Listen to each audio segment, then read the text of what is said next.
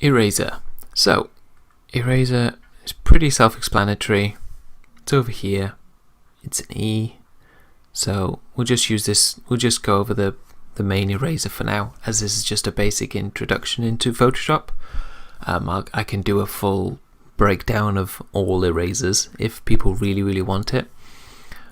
Choose your brush size, hard, round, or whatever. And then you've got opacity and pressure sensitivity over here. But it's exactly what you think it is. It just rubs out the image. So obviously I've put a white layer under here, so this is more effective. But yeah, that's basically it. Or you can, if you wanted to rub a section out, you can always use your marquee tool up here to delete the image with the back key or the delete key, depending on what's on your keyboard. Yeah, pretty simple. Yeah, I don't think there needs to be loads of explanation on that one. Yeah, pretty simple. I don't think there needs to be loads of explanation on that one.